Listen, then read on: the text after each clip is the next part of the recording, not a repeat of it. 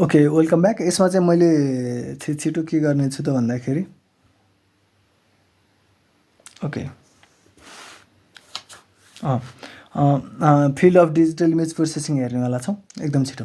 Okay, first field के छ त application area and field of दिसमा इमेज सार्पनिङ एन्ड रिस्टोरेसनमा युज गर्न सकिन्छ।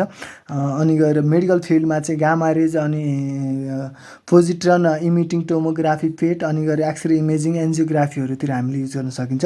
त्यस्तै गरी अर्को भनेको transmission and encoding of the इमेजेसहरू हामीले युज गर्न सकिन्छ। अर्को भनेको मसिन एन्ड रोबोट भिजनहरूमा युज गर्न सकिन्छ।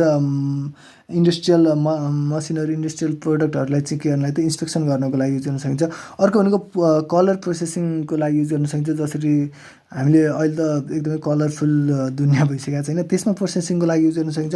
अर्को भनेको प्याटर्न रिकग्निसन भनेको चाहिँ तपाईँको इमेजको त्यो डाटाबाट इन्फर्मेसन एक्सट्र्याक्ट गरेर त्यसबाट प्याटर्न रिकग्नाइज गर्नको लागि प्याटर्न रिकग्निसनको लागि गर्न सकिन्छ र अनि प्याटर्न लेबलिङ गर्नको लागि गर्न सकिन्छ। रिकग्नाइज गरेर लेबल गर्नको लागि कि यो बनाना हो कि त्यो फ्लावर हो भन्ने जस्तो कुरा हो। अनि भिडियो प्रोसेसिङ भनेको यसरी भिडियो स्ट्रिमिङ मार्केट एकदमै चलिरहेको छ। मतलब भिडियो स्ट्रिमिङ यिनीहरू गर्नको लागि त्यहाँ चाहिँ म्यासिभ स्टोरेज चाहिन्छ, म्यासिभ डाटा चाहिन्छ र त्यो प्रोसेसिङ गर्नको लागि पनि video processing 30 frames per second चलाउनु पर्ने हुन्छ, 25 फ्रेम्स पर सेकेन्ड चलाउनु पर्ने हुन्छ। त्यसको लागि पनि के हुन्छ त डिजिटल इमेज प्रोसेसिङको हुन्छ नि एप्लिकेसन एकदमै बवाल हुन्छ।